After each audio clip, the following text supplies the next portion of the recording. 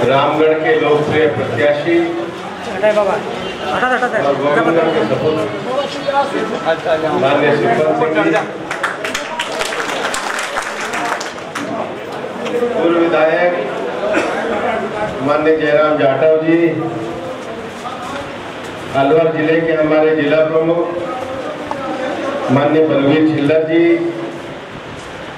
Bharatiya Janata party के अलवर के हमारे जिलाध्यक्ष भाई अशोक गुप्ता जी, पूर्व जिलाध्यक्ष श्री इंद्रजीत पाटा जी, श्री संजय नरूका जी, मेरे साथ उपस्थित श्री मोहित यादव जी, उमरेड की पंचायत समिति के प्रधान श्री दौलत राम जी, गोविंदगढ़ के हमारे मंडल अध्यक्ष श्री रवि सनातनी जी, अंजलि यादव जी, इंदर यादव जी, निर्मल सूरा जी, बनाराम मीणा जी, बस्तीराम जी, हमारे पूर्व जिलाध्यक्ष श्री अशोक अग्रवाल जी, मंच का संचालन कर रहे जिला महामंत्री श्री रामोदार चौधरी जी, और यहाँ उपस्थित सभी भाइयों और बहनों को मेरी तरफ से दीपावली की राम राम।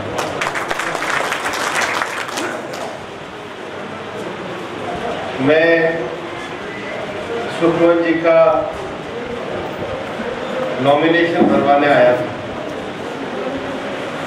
उसके बाद मैं सोच ही रहा था कि रामगढ़ कब जाया जाए।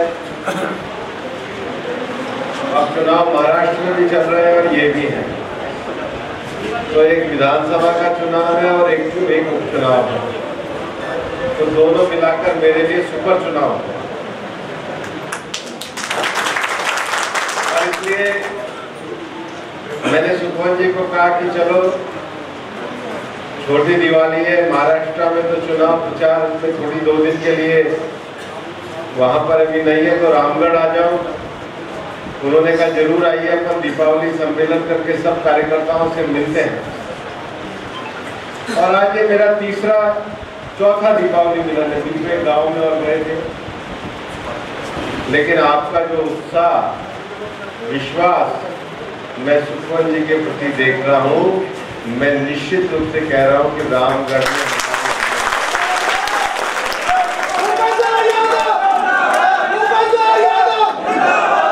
मैं आपको कहना चाहता हूँ कि हमारी विजय का एक ही अर्थ लगाइए कि अभी मैं जितनी मेहनत करता हूँ, मैं और सुखवंत जी दुगनी मेहनत के साथ आपकी सेवा करने का काम करेंगे।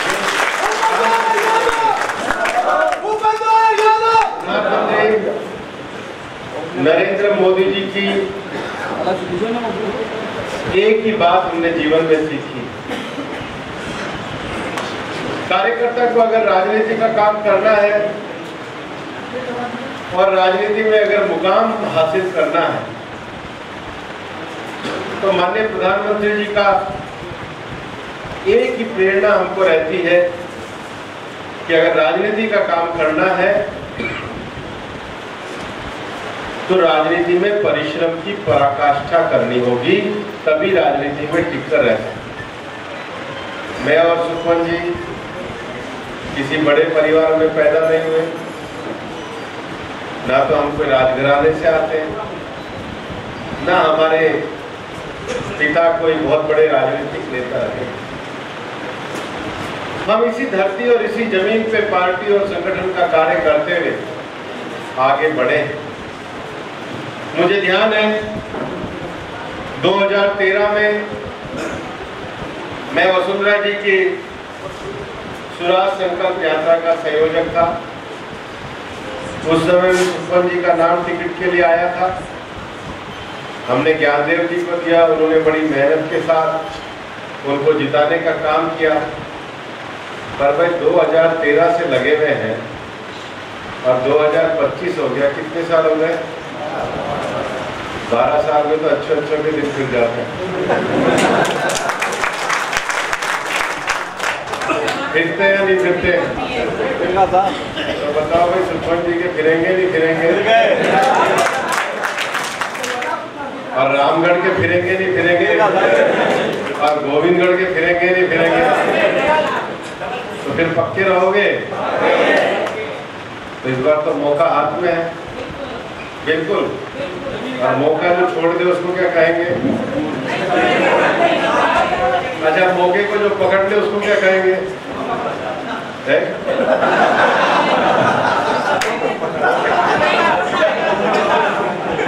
अच्छा, मौके का जो लाभ उठा ले वो तो मौका परस्त है, और जो मौके को पकड़ ले वो सबसे समझदार आदमी है। तो हमारे बीच में भाई सुखवंत सिंह जी कमल का निशान लेकर के आए हैं।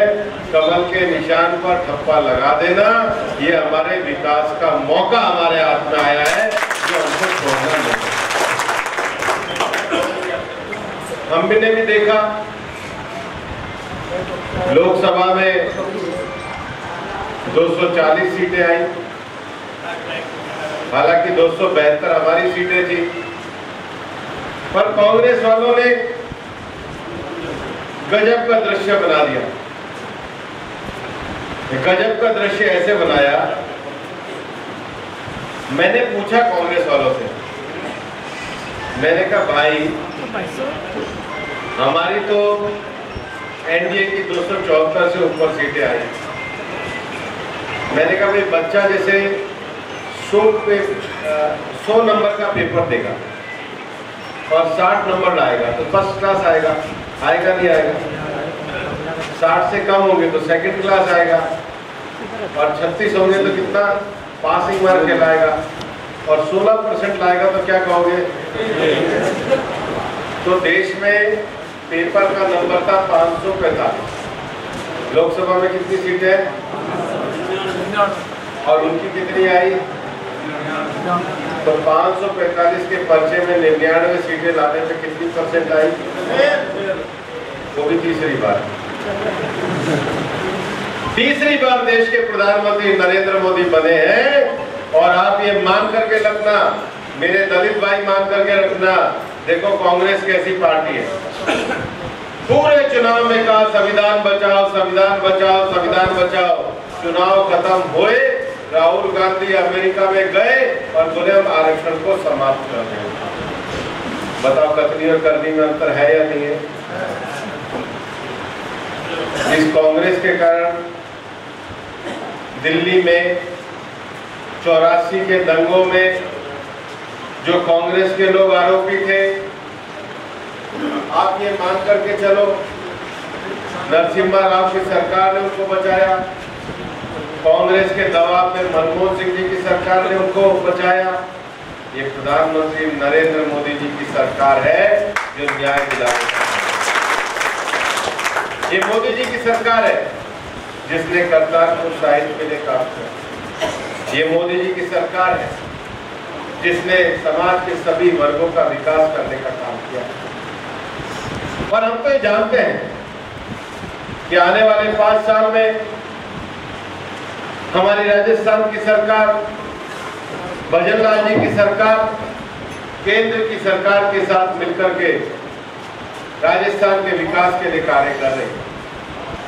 और हमारी सरकार है भाई, गोविंदगढ़ वालों ने कहा हमारी ट्रेन रुकनी चाहिए, हमारी सरकार भी तो रुक गई, हमारी ट्रेन कौन रोक देता? कौन हमारी सुन रहा था? रामगढ़ वालों ने कहा हमारी ट्रेन रुकनी चाहिए, मैं रुक गई। मैं गया, उन्होंने कहा जी हमारी आरओबी बननी चाहिए, ऑर्डर आ गया। अब गोविंदगढ़ वाले भी कह रहे हैं आरओबी बननी चाहिए, मुख्यमंत्री जी को कह देगा 23 के बाद। और इतना ही नहीं, गुप्ता जी और भी 3-4 काम नोट करके रख लो, हम दोनों मिलके सारे पूरे कराएंगे।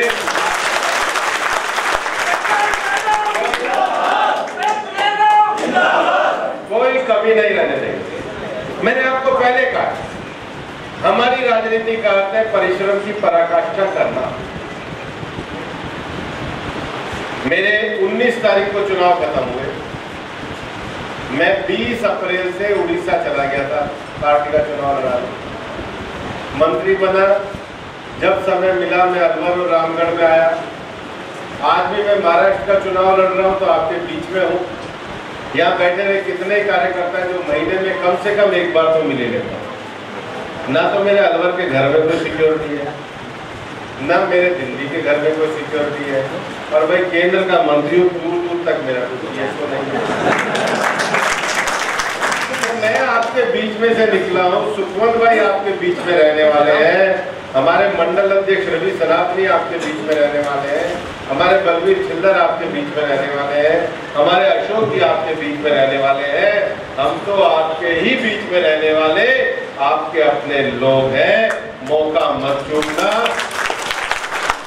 इधर वाले भाई को कह रहा हूँ, बेशक मौका परस बन जाना तो सुखवंत जी को जिता पक्की है ना? बाकी तो भाई बहुत अच्छी बात है।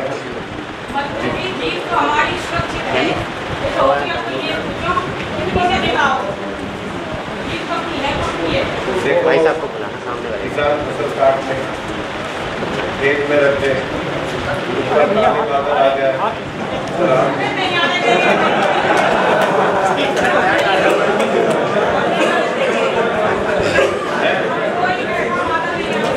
नहीं आने देंगे पक्का। तो आज तो मैं रामगढ़ में दिवाली, 2 दिवाली मनाएंगे, एक कल मनाएंगे और एक 23 तारीख। दिलाने चाहता हूँ कि आपके भाई बनकर, आपके साथी बनकर हम सुखवंत जी और भारतीय जनता पार्टी की टीम आपकी सेवा करेंगे।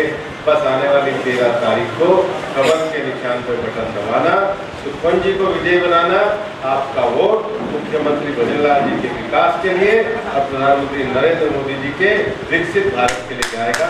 जय हिंद, जय